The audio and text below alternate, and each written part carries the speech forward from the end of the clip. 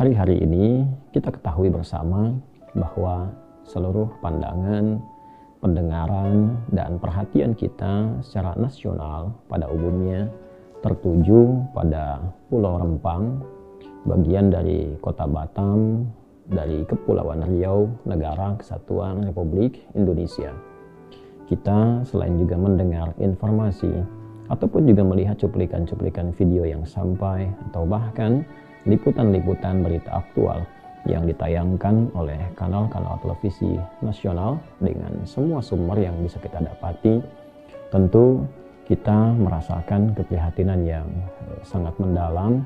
Namun demikian juga tentu kita punya harapan-harapan yang terbaik pada program apapun untuk memakmurkan, membangun, dan menghadirkan kebahagiaan yang berkeadilan sosial bagi seluruh rakyat Indonesia.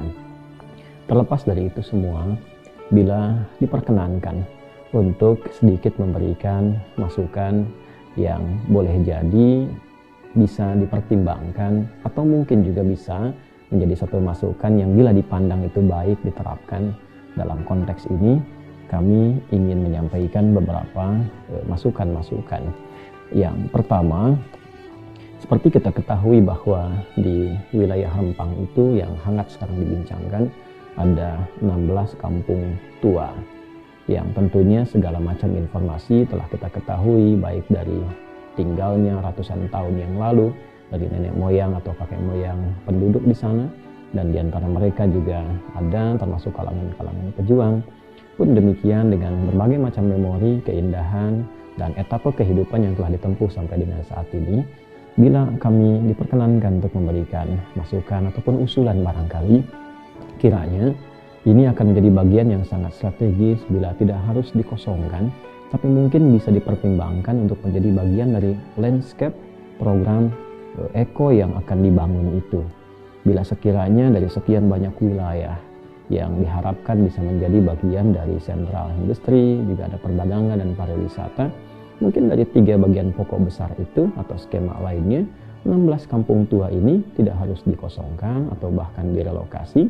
Mungkin bisa ada satu rencana tertentu atau sketsa tertentu yang menata justru kampung ini menjadi lebih baik, lebih sesuai dengan program yang akan disiapkan itu, sehingga bisa memberikan juga informasi, edukasi kepada para pengunjung kelak di masa yang akan datang bahwa ada kampung yang bersejarah, mereka berkehidupan juga di sana, lalu dirawat juga oleh negara, dan dalam konteks ini pengembang juga bisa menjadikan itu bagian dari destinasi. Mungkin bukan hanya destinasi untuk wisata, tapi juga destinasi untuk edukasi, mengenal sejarah masa lalu, yang mungkin ini menjadi win-win solution, yang tidak harus menempatkan mereka sebagai objek relokasi, tapi dimasukkan dalam program itu yang boleh jadi ini akan menjadi lebih baik ketika desainnya disesuaikan dengan mengakomodir keberadaan mereka. Saya kira juga insya Allah tidak ada yang dirugikan dalam konteks ini bila itu bisa dilakukan dengan tatanan-tatanan yang baik. Kemudian yang kedua, rasa-rasanya kita ini bersaudara. Kita diikat dengan dasar undang-undang kebangsaan yang sama, asas juga berbangsa yang sama, kita punya undang-undang dasar 1945, kemudian juga kita punya Pancasila, kita punya Bhinneka Tunggal Ika, dan hal-hal lain, nilai-nilai kebangsaan lain yang semua itu kita sepakati mengikat kita menjadi satu persaudaraan, menyatukan kita dalam persatuan Indonesia. Asas persaudaraan ini saya kira menjadi penting bagi kita saat ini untuk sama-sama bersatu, mewujudkan cita-cita bangsa ini menjadi bangsa yang makmur, bangsa yang hebat, sekaligus juga menghadirkan kebahagiaan dan keadilan sosial untuk seluruh lapisan warga negara Indonesia. Kita semua warga negara Indonesia yang bersaudara. TNI, Polri, Satpol PP, rakyat, pemangku pemerintahan, semua kita saudara. Dan asas persaudaraan itu senantiasa menampilkan dialog-dialog yang baik, yang membahagiakan, tidak saling menyakiti.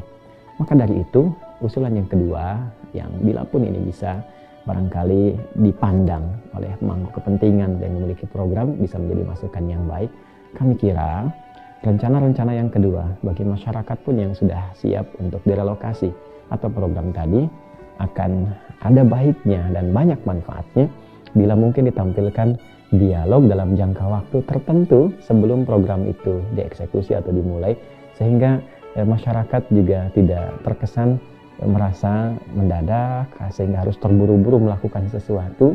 Rasa-rasanya bila itu bisa kita optimalkan dengan, saya tidak bermaksud mengajari, mohon maaf, dan saya harap juga tidak tersinggung dan tidak marah. Ini hanya sekedar usulan yang bila diterima, alhamdulillah. Dirasa tidak baik pun Anda bisa abaikan. Ya, dalam konteks ini, hemat kami, bila disampaikan dalam keadaan yang cukup teduh, cukup baik, diberikan jangka waktu yang direlokasi, tentunya juga di pihak pemangku kepentingan sudah menyiapkan lahan-lahan tertentu, disampaikan dengan baik, dibangunkan terlebih dahulu untuk mereka, sehingga ketika mereka pindah, ya itu sudah melihat ada kepastian-kepastian atau tempat sementara, mungkin juga di penampungan yang diberikan itu juga cukup jelas dengan jaminan yang utuh. Ya, seringkali terjadi di lapangan ketika kami menemani masyarakat yang sedang diuji dengan bencana, juga tidak mudah untuk berpindah ke tempat yang telah dijanjikan. Kadang-kadang prosesnya yang cukup rumit, kadang-kadang juga waktunya yang semakin memanjang, kemudian juga kewajiban-kewajiban yang mereka harus penuhi karena bantuan yang kemudian diberikan ternyata pada durasi atau jangka waktu tertentu. Nah, ini butuh pendalaman-pendalaman tanpa bermaksud mengajari mungkin apa yang telah teman-teman atau pemangku kepentingan telah ketahui. Dan yang ketiga, ini yang mungkin lebih penting lagi bagi kita semua.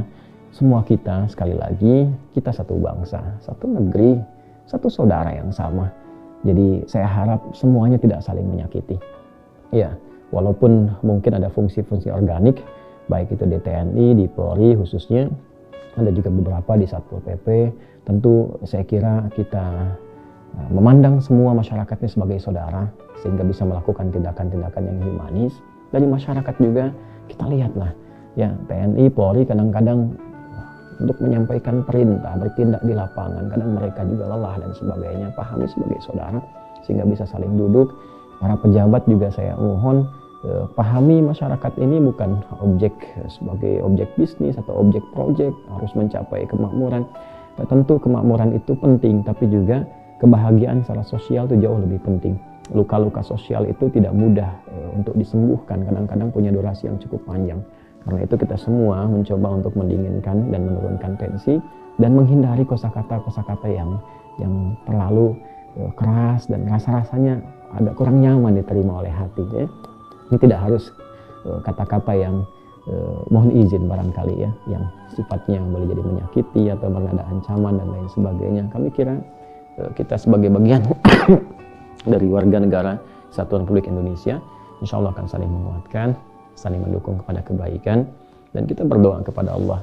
Dan mudah-mudahan semua kita diberikan hidayah. Toh pada akhirnya kita akan kembali.